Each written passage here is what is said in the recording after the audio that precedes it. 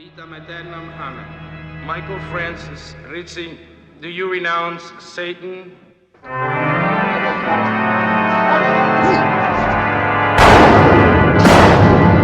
do renounce him.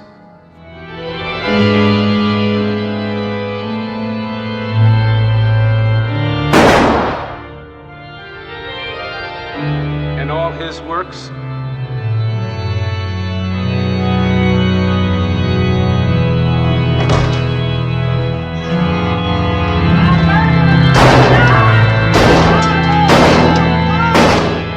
I do renounce them.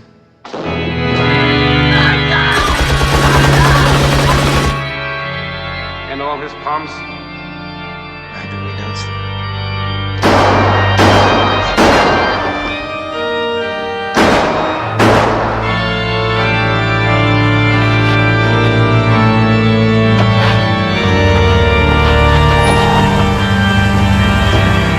Michael Rizzi, will you be baptized? I In nomine Patris, et Filii, et Spiritus Sancti. Michael Rizzi, go in peace, and may the Lord be with you. Amen.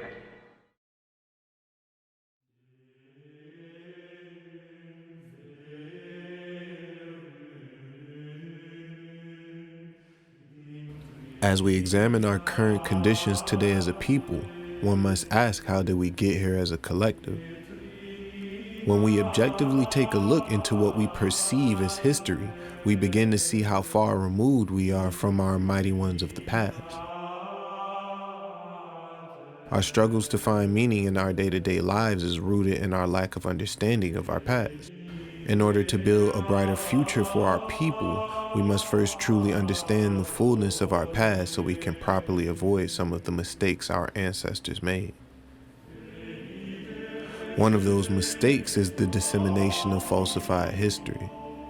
We believe that the powers that be have our best intentions at heart when it comes to our education.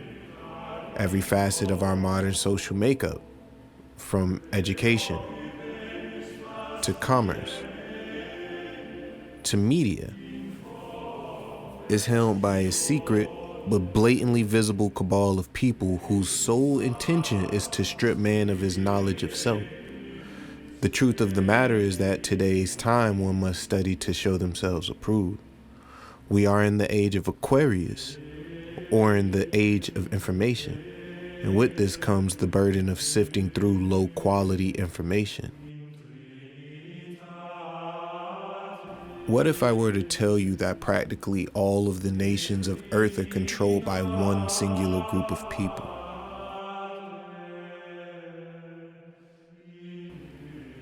Would the idea of a single group of people conquering all of the nations of old sound too tinfoil? As crazy or crackpot as this may sound, there's plenty of evidence to suggest that as recently as 200 years ago, our planet was usurped. Possibly after some untold worldwide cataclysmic event. The Greek philosopher Plato proposes the idea that there are 5 forms of regimes that govern man. At the top is an aristocracy, or symbolically, the kingdom of heaven on earth. In this form of government, wisdom and reason are the foundations and pillars of its structure. This is basically a utopia that is ran by a spiritual monarch. At the polar end of this form of rulership is a tyranny, a form of government that has unrestricted power. In this type of rulership, the ruler typically uses means of violence, persuasion, and manipulation to acquire this position. So the question is, where are we in this spectrum?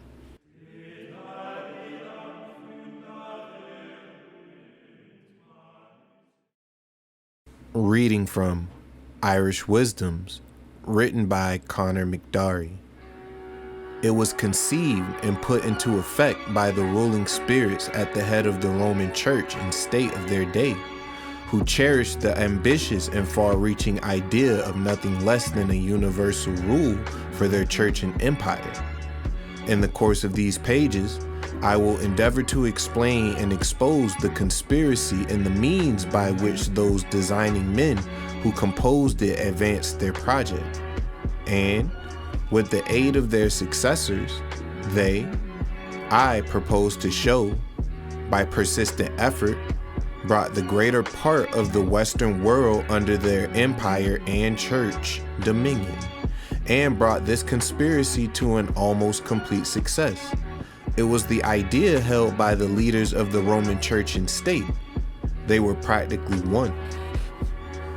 That all power should be centralized in the head of the church, who was also emperor of the state. And any and all religious institutions which in any way conflicted with this ideal were to be done away with. For this reason, the mystery cults were suppressed, and initiation into the ancient or esoteric mysteries were forbidden, so that no religious establishment, worship, or practice would exist which would draw and hold men to it other than the Roman state church.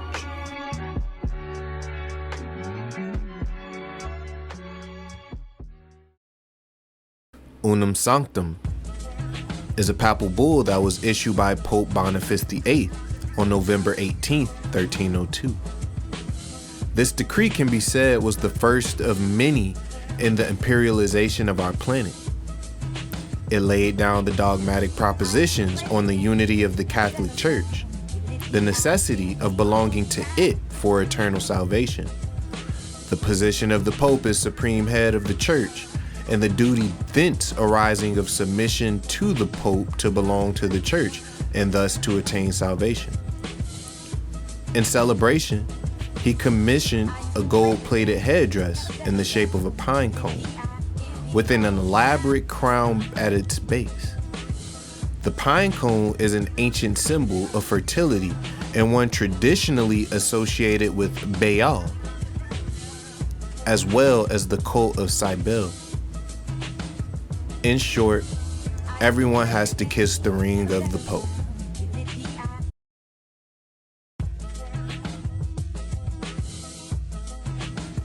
The Pope assigned himself as the Godfather and assigned the Jesuit order as his son Michael. In the last few lines of this bull, it reads, "Furthermore, we declare, we proclaim, we define that it is absolutely necessary for the salvation of every human creature be subject to the Roman Pontiff." This was the first of many papal bulls or canon law that would be instituted by the Roman Pontiff in his conquest of all the known lands today.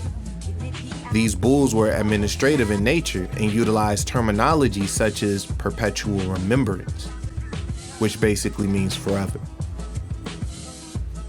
For an example, you have Roman Pontifex, issued in 1455. This also was the first testamentary trust.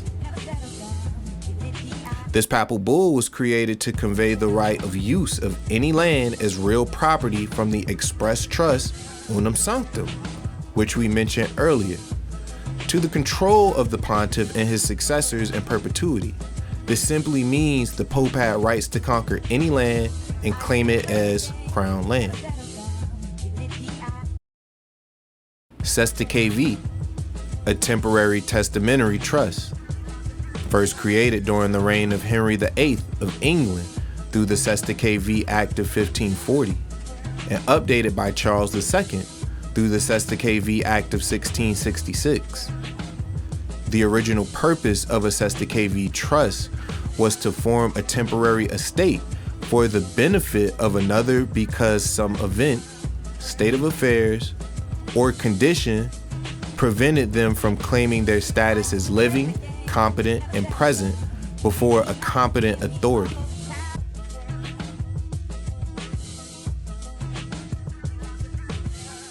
Another example is Aeterni Regis, or the Eternal Crown. This bull was issued by Pope Sixtus IV in 1481. This crown is represented by the second Sestakavi trust created when a child is born.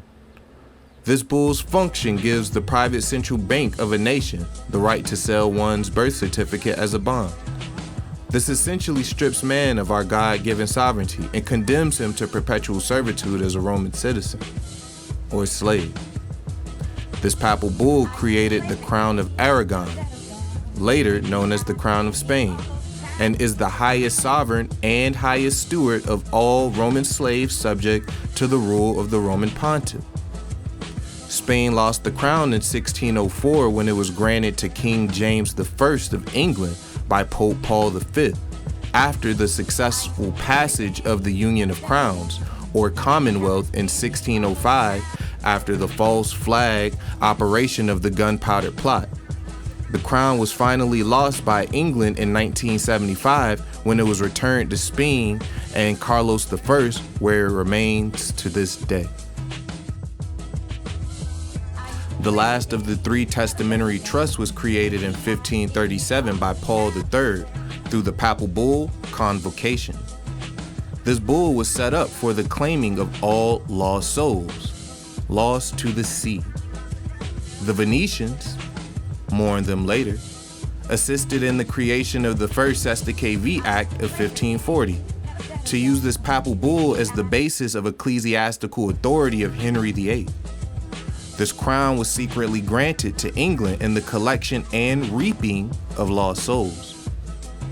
This crown was lost in 1816 due to the deliberate bankruptcy of England and granted to the Temple Bar, which became known as the Crown Bar, or simply the Crown.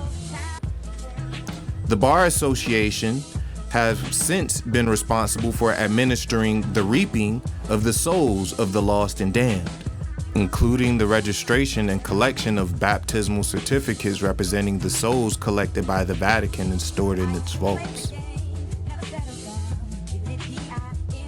This third crown is represented by the third Sestakv Trust, created when a child is baptized. It is the parent's grant of the baptismal certificate, title to the soul, to the church or registrar. Thus, without legal title over one's soul, we will be denied legal standing and will be treated as things, cargo without souls, upon which the bar is now legally able to enforce maritime law. So, what does all this mean and why is it important? Simply put, by understanding the foundations of canon law, one is able to see the intentions of the Roman Catholic Church in a new light. The goal is to establish themselves as God on earth, making every living creature subject unto the vicar. The book of Job says that the earth has been given into the hand of the wicked, and he covereth the faces of the judges thereof. If not, where and who is he? The historic paper trail left by this group is very well documented, but ironically not common knowledge. This is because most of our trusted educational institutions were founded by the very same people who colonized the lands. This is important to understand because it isn't wise to let your enemy tell your story.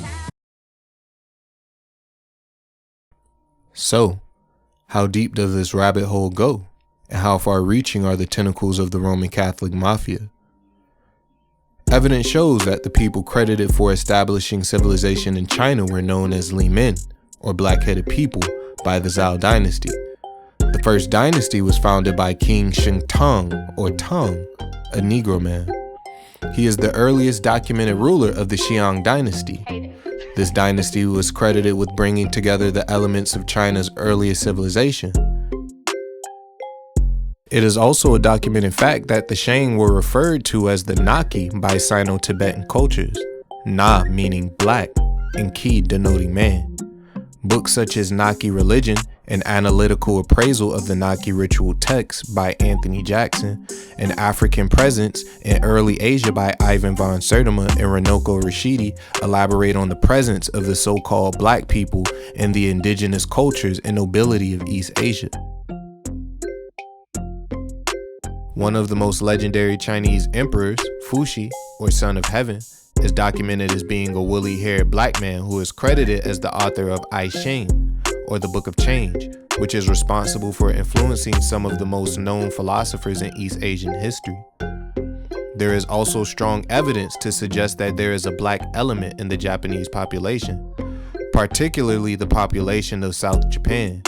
The Negroid element in Japan is clearly recognizable by the certain inhabitants with dark and often blackish skin, wide flat noses, and frizzy to curly hair.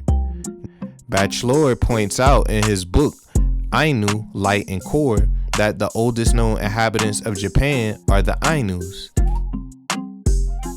Alexander Francis Chamberlain, an anthropologist, published an essay entitled The Contribution of the Negro to Human Civilization. In it, he states, "And we can cross the whole of Asia and find the Negro again, for when, in far off Japan, the ancestors of the modern Japanese were making their way northward against the Ainu, the aborigines of that country, the leader of their army was Sakanoye Tamarammaro, a famous general and a Negro." So how did the Asians come to be viewed as yellow-skinned people, and how was power usurped from the original people? 1, 2, 3, 4, 5, 6, 7, 8, 9. Opium, in older times, was used for medicinal purposes. In the 17th century, the practice of mixing opium with tobacco for smoking spread from Southeast Asia, creating a far greater demand. As a means to stop the issue, a series of anti-opium edicts were issued from 1729 to 1831. In the book Mancus and Imperialism, the Qing Dynasty, from 1644 to 1900, it documents that about 400 chests were imported into China yearly.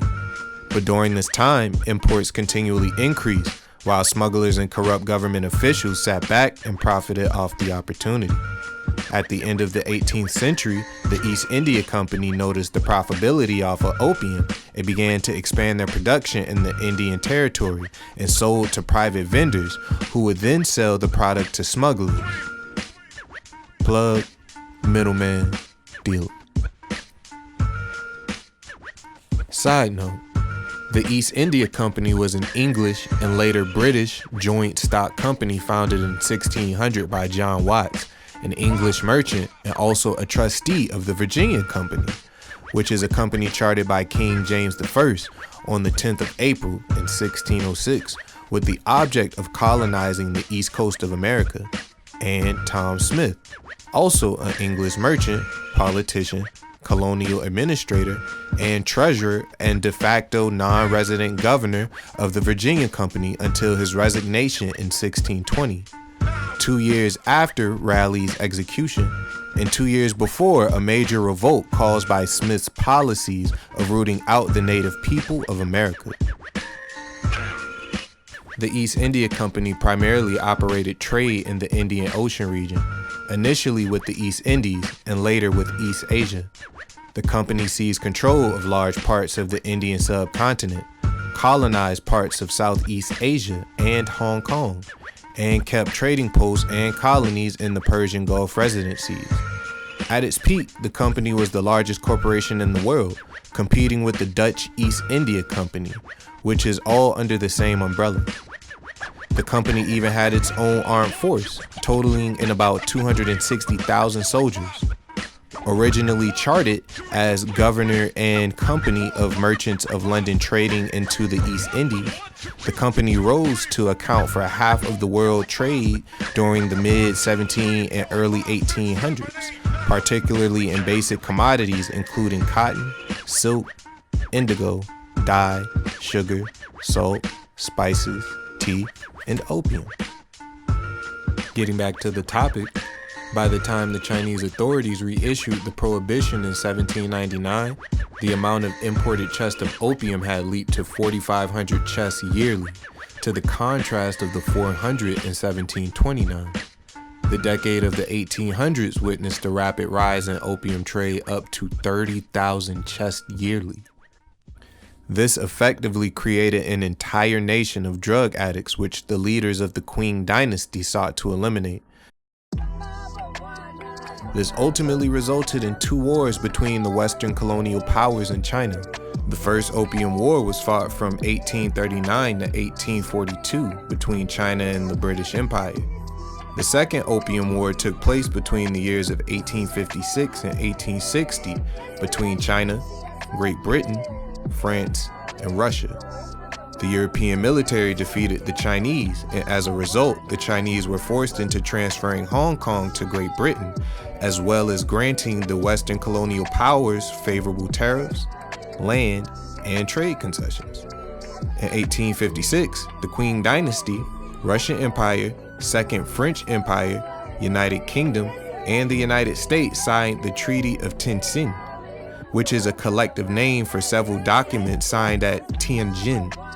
These treaties, counted by the Chinese among the so-called unequal treaties, opened more Chinese ports to foreign trade, permitted foreign legation in the Chinese capital Beijing, allowed Christian missionary activity, and effectively legalized the import of opium. The Anu people of Japan foresaw the coming influence of the Roman Catholic Syndicate and its efforts to colonialize America, Europe, and India. The first attempt by Jesuits to reach East Asia was made in 1552 by Saint Francis Xavier, a Spanish priest, missionary, and founding member of the Society of Jesus. Xavier, however, died the same year on the Chinese island of Shangshuan without having reached the mainland. 3 decades later, in 1582, led by Matteo Ricci, Jesuits once again initiated mission work in China, ultimately introducing Western science, mathematics, astronomy, and visual arts to the imperial court, and carrying on significant intercultural and philosophical dialogue with Chinese scholars, particularly representatives of Confucianism. At the time of their peak influence in the 18th and 19th centuries, members of the Jesuit delegation were considered some of the emperor's most valued and trusted advisors, holding numerous prestigious posts in the imperial government. Many Chinese, including notable former Confucian scholars, adopted Christianity and became priests and members of the Society of Jesus. The Anu people were pushed farther and farther north until ultimately they were relegated almost entirely to the frigid island of Hokkaido. But in 1899, the Japanese government took inspiration from the treatment of the indigenous people in the American West. Under the Meiji Restoration, the Anu had their traditional lands taken from them, and their language and cultural practices were outlawed.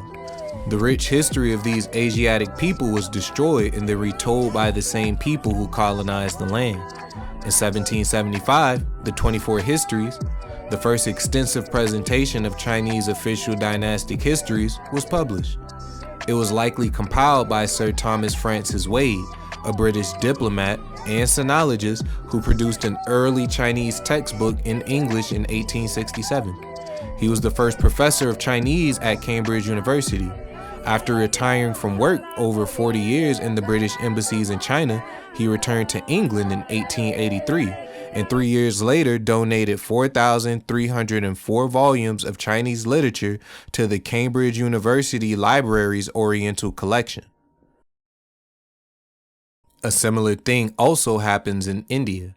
In 1784, the Asiatic Society of Bengal was founded by Warren Hastings, a British colonial administrator who led forces of the East India Company against a coalition of native states and the French. The society was created to supposedly collect and preserve the ancient manuscripts of India, as well as coins and inscriptions found in metal and stone. A few decades later, Friedrich Max Müller, a German philologist and Orientalist, became one of the founders of Western academic disciplines of Indian studies and religious studies. Müller was paid by the East India Company to translate the Vedas and to distort the original understanding, and to insert fallacious dates to further remove the people from their true history. Mentioned in the book, The Life and Letters of Friedrich Max Müller, published in 1902, is a letter written on December 9, 1867. In this letter, Müller wrote to his wife, "I feel convinced, though I shall not live to see it, that this edition of mine and the translation of the Veda will hereafter tell to a great extent on the fate of India, and on the growth of millions of souls in that country. It is the root of their religion, and to show them what root is, I feel sure the only way of uprooting all that has sprung from it during the last 3,000 years. The Mughal or Mughal Empire was the imperial power in the Indian subcontinent from about 1526 to 1757. The Mughal emperors were direct descendants of the Mongol Genghis Khan through Chagatai Khan and Timur. At the height of their powers in the late 17th and early 18th centuries, they controlled most of the subcontinent, extending from Bengal. In 1613, the first factory of the East India Company was set up in Surat. By 1757, the company waged war on the Nawab of Bengal after the decline of the Mughal Empire. They seized control of the entire state of Bengal. Over time, the state was overcome by war and famine. Then along comes Robert Clive, a British official who was appointed as the governor of Bengal. Clive drained the entire Bengal treasury onto over 100 boats and sent the fleet up the Ganges River to be given back to the Don, or to the crown. Clive also imposed taxes on the locals, which were used to purchase more goods from the Indians to send back to Albion, or England. So essentially, this resulted in the colonial powers taking their land, charging taxes, and then using that revenue to further create more financial instability in the land.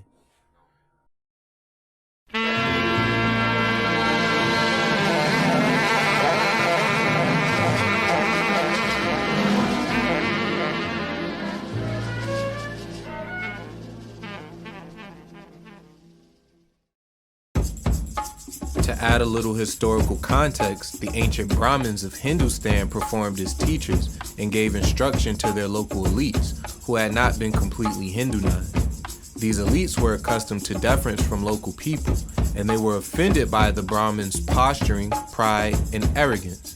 They resisted the claim of the Brahmins to higher rank and superior knowledge. Some of them opposed the bloodletting of Hinduism's animal sacrifices. Some of them also thought the Brahmins to be too involved in ceremonial formalities and rituals, and saw the Brahmins' view of gods and salvation as strange.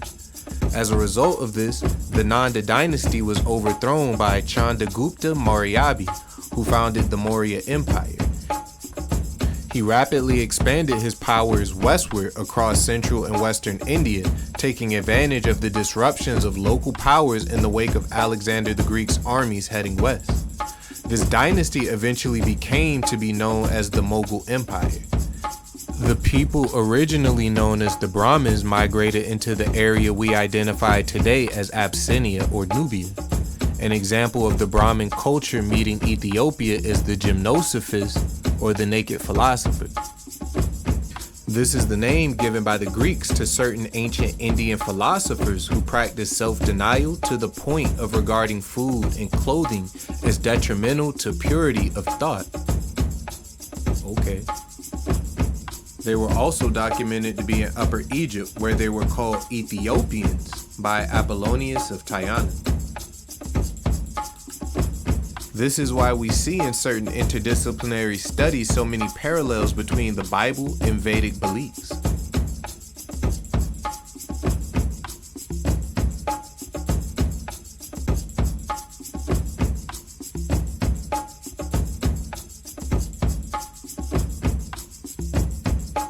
This can also be validated by the fact that the oldest Bible and the oldest traces of Christianity are found in Ethiopia.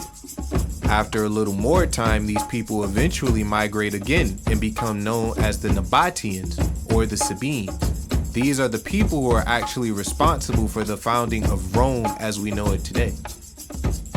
This information is critical in understanding exactly why Ethiopia wasn't invaded during the colonialization of Africa. As mentioned earlier, Attorney Regis or the Eternal Crown created the Crown of Aragon or the Crown of Spain. This was a composite monarchy under the supervision of the Pope. Ethiopia's contact with Christian Europe increased during the reign of Emperor Zara Yacob, who died in 1468. Known for his statecraft, Zara Yacob also reformed the Ethiopian church and lent his support to its monastic and missionary efforts. Invited by Pope Eugene IV to fully unite with the Catholic Church, Tsar Jacob sent a delegation of clergy to Florence, where in 1439 a council was held to discuss the reunification of various Eastern churches with Rome. There has always been some speculation that modern Ethiopians have some form of a genealogical connection with Italians. Based off the information just presented, that assumption isn't completely off basis.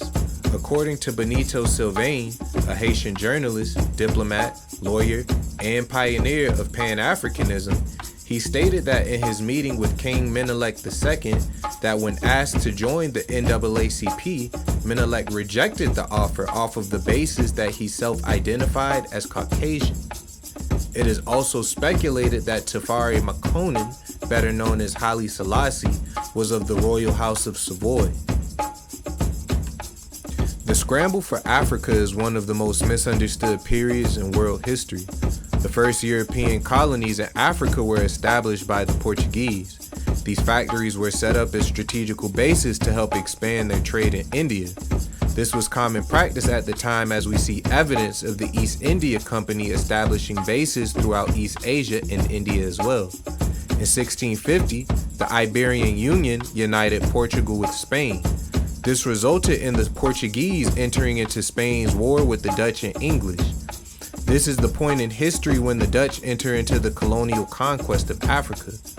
The Dutch then took Mina from the Portuguese, established the Dutch slave coast, and took over the Star Forts in Senegal. In the 1500s, the Adal Sultanate attempted to conquer Abyssinia. Ironically, the Portuguese came to aid their fellow brothers of the crown. This prompted the Ottoman Empire to assist the Adal Sultanate, which sparked the Ottoman-Portuguese conflicts from 1538 to 1559. This conflict spread from East Africa all the way to Hindustan, or India. See the correlation?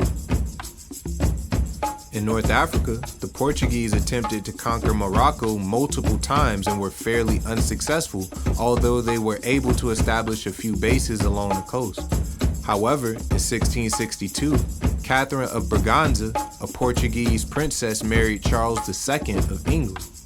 As part of the dowry, she gave England Tangier in Morocco. This could have set England up to expand into North Africa, but the English Protestants believed Charles to be a Catholic, so as a result, they had all the fortifications destroyed. In the 1500s, the Spaniards were able to conquer many cities along the northern coast of Africa, such as Tripoli in 1510.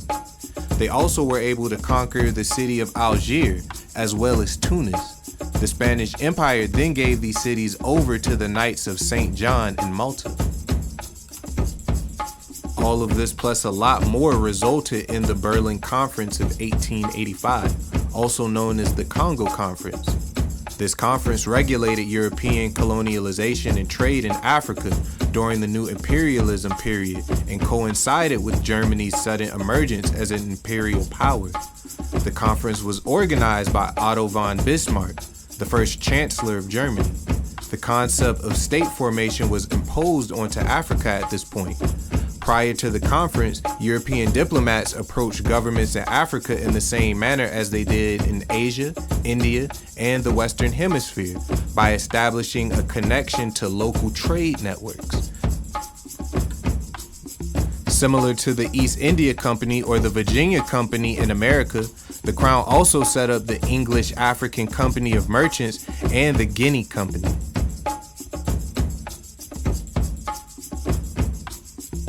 In 1876, King Leopold II of Belgium, who had founded and controlled the International African Association the same year, invited Henry Morton Stanley to join him in researching and civilizing the continent. In 1878, the International Congo Society was also formed, with more economic goals, but still closely related to the former society. Leopold secretly bought off the foreign investors in the Congo Society, which was turned into its imperialistic goals, with the African Society serving primarily as a philanthropic front.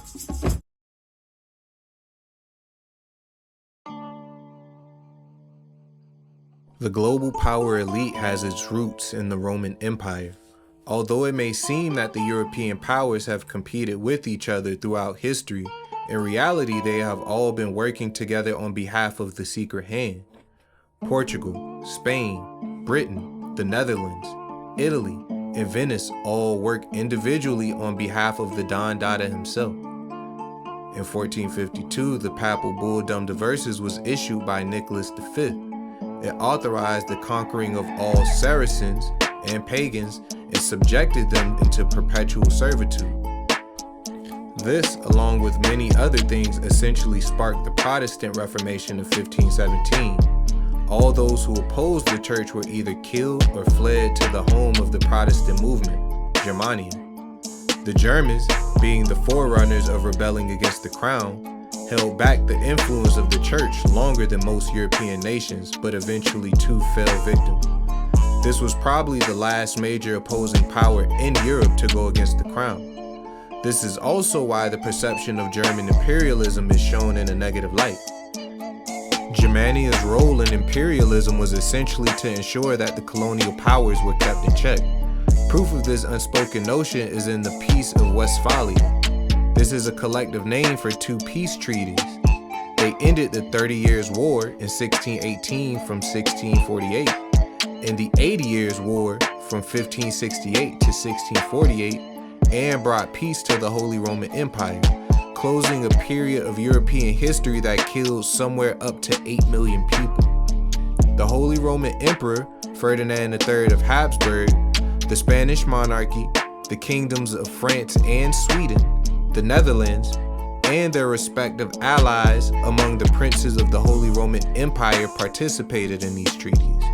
This peace, however, did not last long, but not at the fault of the Germans.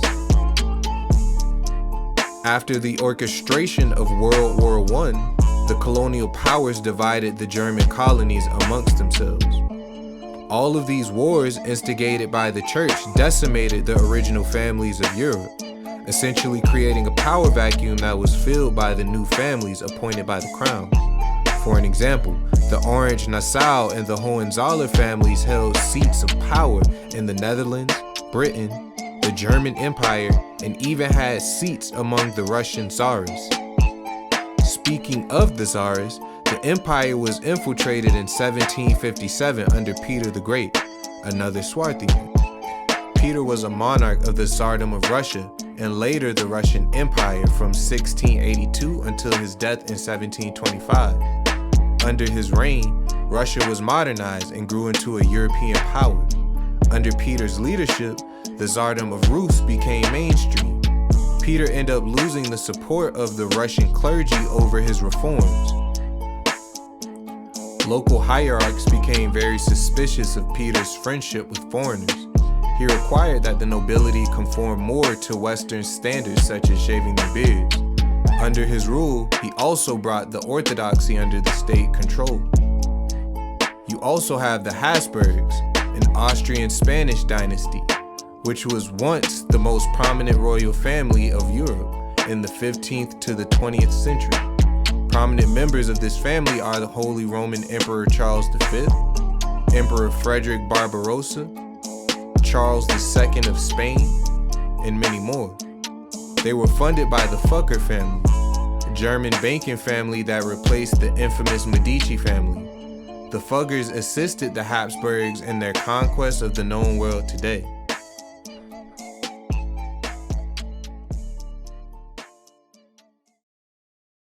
As we can see, the reach of the Roman Catholic Mafia is wide, and their means of accomplishing their ultimate goal has no limit.